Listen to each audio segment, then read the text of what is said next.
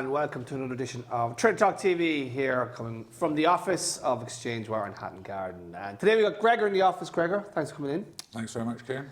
Today we're going to talk about post-privacy ad technology, and Gregor works for an interesting company that's built that out, and we're going to talk about that today. So, but before we do that, Gregor, give us a sort of outline of what you do and a bit more about SmartFrame, please. No problem at all. So I'm Gregor Smith, Global Head of Sales for SmartFrame Technologies. We are an in-image streaming contextual advertising player. Bit of a mouthful, but essentially we understand the context of an image on the page without any ambiguity, and we can serve targeted advertising on those images. Yeah, and we're going to talk a little bit more about that, how it works and how your clients use it. But let's talk first about the sort of landscape, Gregor, about the sort of post-privacy landscape, because we still seem to be sort of hooked on IDs and cookies, and we're still fairly slow to change sort of the framework around the industry. So how do you see it at the minute, particularly from a SmartFrame point of view? Yeah, I mean, it's a bit of a quagmire out there, Ciaran. I think, you know, there's a lot of, it's incredibly fragmented. I think what's really interesting is a lot of the old behavioural targeting companies and retargeting companies are now starting to position themselves more as a plan B solution, you know, contextual targeting companies. So you'll see Teads, for example, are now talking a lot more about contextual. Lots more companies like that as well. So we're by no means the only contextual advertising company. However, in terms of our tech, what we have is relatively unique. Yeah. So we actually use AI, but we overlay that with human verified metadata to fully understand the image, and that just makes it a lot more effective from an advertising point of view, from a return on investment and engagement point of view as well. So let's just sketch this out. Talk about what this is and the core part of the technology, because there's obviously a lot going on the actual sort of page. So just give us a sense of what sort of the solution looks like. Sure.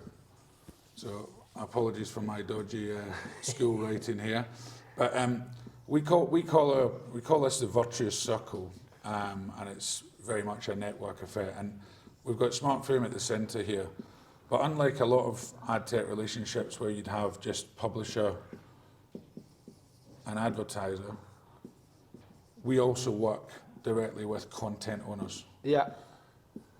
And not to forget the end user.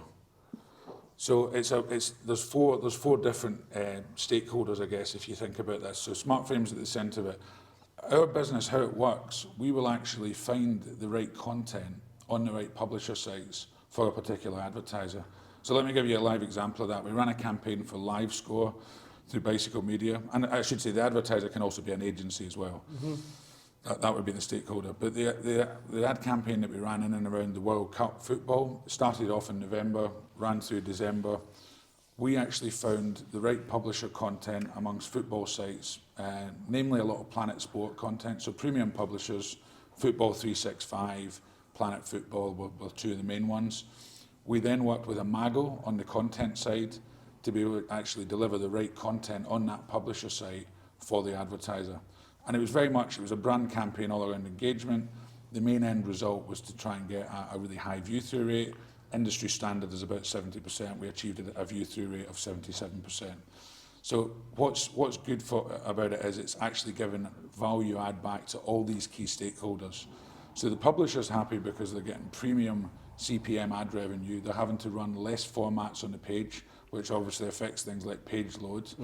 They're also saving money from the content side because they're not having to pay for the content images they're using, and they're getting incremental ad revenue on top.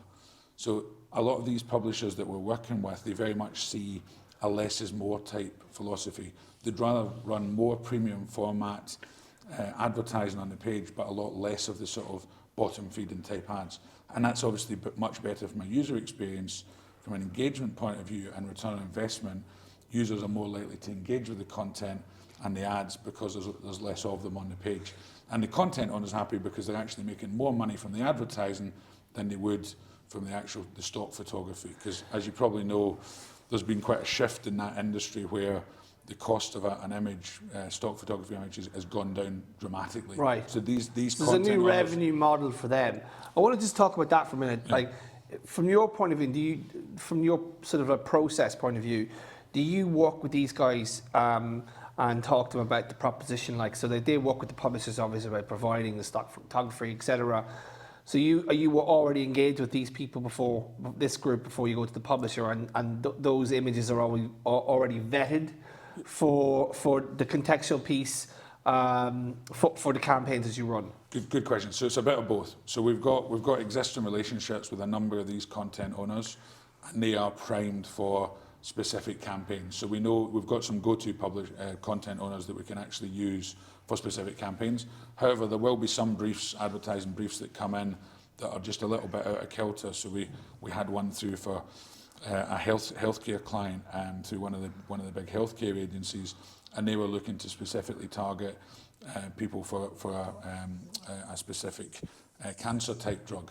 So then we actually have to try and engage some new publishers and look at specific content owners like Science Photo Library, for example, who would have that type of specific niche content. So it's kind of a bit of both. Right. There's a bit of a lot of the sort of mainstream campaigns we're ready. We've got the content owners, we've got the publishers that are ready to go, but there's also a little bit of we have to go out and find some of the content as well. So then you have the relationship with the content owner in terms of the photography. You're already talking to them about, we're going to run these campaigns. The publishers then are sort of part of the part of the process as well. You're running the campaigns on the publisher's page, and obviously the advertisers creating the demand sort of through their agency partners or consultancy partners or whatever. So in terms of like how that works, then is a case of like you're overlaying the stock photography on the page. So let's say the World Cup, for instance, like they're going to have pictures of Messi or pictures of whatever, the French team or whatever sort of like they have to pay for. Is that a conversation you have then with the publisher around putting a tag on page, or how does that process work? How does a campaign actually get delivered on the page? So the content owner actually just gives the publisher embedded images. So it could be one of the embedded images that worked really well for LiveScore was an image of Ronaldo. And this is already pre-vetted by you guys. Correct. Right. Yeah. And obviously from an advertiser point of view, they want to just run on football content. Yeah. So in and around the World Cup, running on football content, running on a footballer site during the World Cup is just like the perfect, in terms of context, you're actually hitting the right eyeballs at the right time in the right place, to use a little bit of a cheesy analogy. But, so publishers happy because they're getting more revenue, higher CPMs, more premium formats. These publishers have actually talked to us about the fact that they do want to try and reduce page load speeds. They want to have less advertising on the page. And I think that's one of the key Well, because points it's higher CPMs, basically. But also from an engagement, a user experience point of view, it's not a great user experience if you're seeing a page that's got 12 ads on the page, right? So nobody, that's not good for anyone. I mean, the concept of banner blindness. I think Nielsen did a study that suggested that only 4 out of 100 ads get more than 1 second of attention. And that brings us on to obviously attention. That's another thing that we're getting back from agencies and clients. The attention economy. What they're actually looking for is what's happening beyond the click, and obviously that's it's qualitative, not quantitative. You can't necessarily measure it. It's not so tangible, but you're looking at more of these brand engagement type metrics, dwell time on the site. Ultimately, is it going through to back end sales as well? Are they coming back again after they've actually clicked on the ad for the first time? So running the campaign on the publisher's site, then you've got an image that fits the specific parameters of the campaign. You then run the ad in the image. It runs exactly over the exact size of the image. It runs over the image. And then, so that's one part of the contextual piece, and then the other part is the on-page contextual connection or targeting that you can able sort of like to align so that you have the perfect scenario where you have the image is contextually right and the sort of the content on the page. And that's where it gets really interesting because we work with our partners, Integral Ad Science and Admantix. Integral Ad Science have actually purchased Admantix now. But Admantix works on the semantic side of things. So they will understand not only the context but emotive things. So they'll know if it's a fun image. So quite often, advertisers would come to us and say, look, we want fun content, we want happy content. So we want people that are actually in a receptive mood to ultimately buy our product. So that's where Admantix comes in. IAS, on the other hand, effectively verify the contextual nature of the image and the content around it to make sure that we're ultimately serving the ad on the right contextual images. Yeah. Can we talk about the human element here? Because you could argue that couldn't you build AI to kind of look at images and sort of match it up? But you guys have a human overlay. I mean, what value does that offer? Are you seeing that from a brand safety perspective, from a campaign performance perspective? So just give us a sense of that human element piece. I'll give you an example of human verified. Actually, on the way to this office today, I was stopped by one of the chuggers in the street outside Farringdon Station, and they just said, red man, because I've got a big red raincoat on.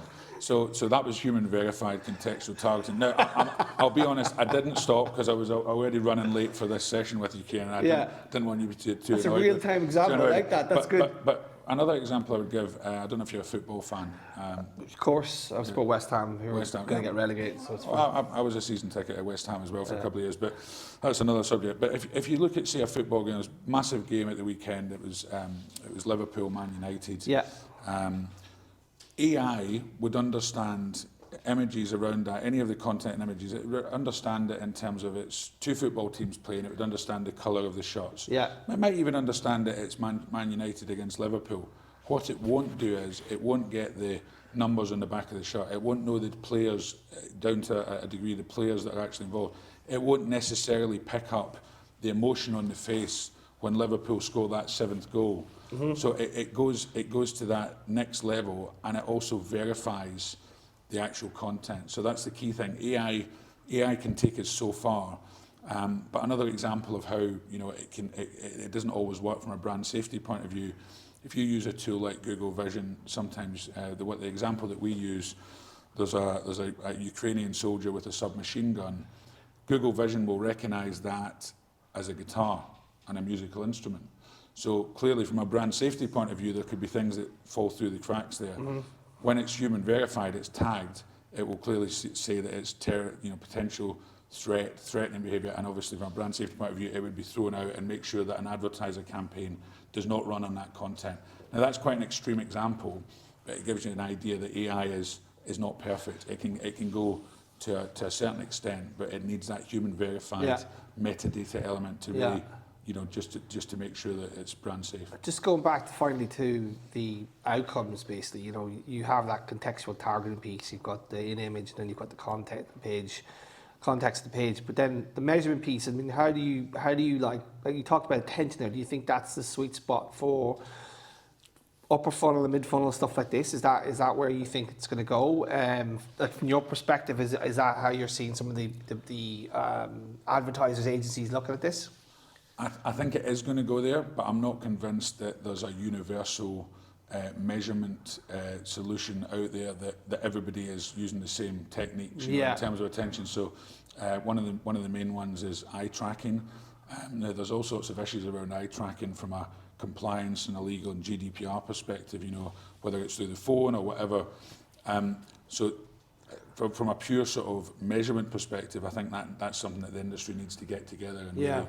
There's a lot of noise about attention at the moment. Yeah, I do think you need, I agree, but the eye tracking is more panel based, so it's GDPR compliant, and then you need a model, you need something to model off the back of. But I can see how this could fit into this, particularly in a post-privacy, because you don't, no ID, no cookie, but this is actually a really, really good way to target a specific audience with engaging advertising. Yeah, I mean, and actually you've hit the nail on the head. I mean, this is like most contextual solutions, it's 100% cookieless. So we're going into a lot of the sort of big advertising agencies at the moment. Some of these agencies, publicists, for example, they have their own cookieless teams set up. Cookieless teams? Cookieless teams, can you believe it? Yeah. So cookieless teams, which are basically set up to work with vendors who do not depend on IDs or can work across Apple or iOS or whatever.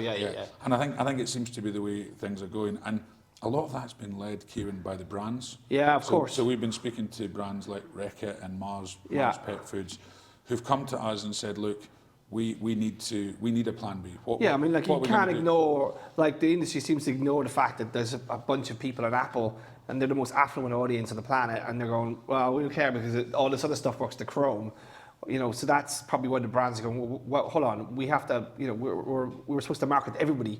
We're not just going to market to a small portion of Android or Chrome users who fit your ID matching model. And I think on that side as well, it's interesting because a lot of people get sort of caught up in the fact that Google are still using third-party cookies. Yeah, but that's Google is still 50% of the market. Mozilla and Firefox have already they got rid of third-party cookies in 2017, right? Yeah, So and Safari and Edge, so like, which is over 50% of the market. So this is now contextual advertising is here now. It's here to stay. It's been around for a while, but it's really, I think it's having a real resurgence and the evolution. Yeah, and I mean the figures suggest that it's going to double from 2020 to 2026. It's going to go from 170 to 350 billion worldwide. These agencies that we're speaking to are looking for that plan B. Yeah. We believe SmartFrame is one of those, but by no means the only one. I think there's just going to be a lot more revenue that's going to gravitate towards contextual advertising in general. And I think it's what the advertisers are really looking for, because they still need to hit the right target audience, but in a cookieless environment. Yeah. And being data compliant. Yeah. And fully transparent. Okay. On that note, I think we'll wrap up. I think we've covered a lot of bases today. We've covered post-privacy framework. We've covered sort of how contextual is evolving in the new space. You even got an insight into how publishers are running their no-cookie teams. It's quite interesting. I might send the cookies for the crack and the biscuits. But Gregor, thanks for coming in today. Appreciate your time. And that was TraderTalk TV, and we will see you next time.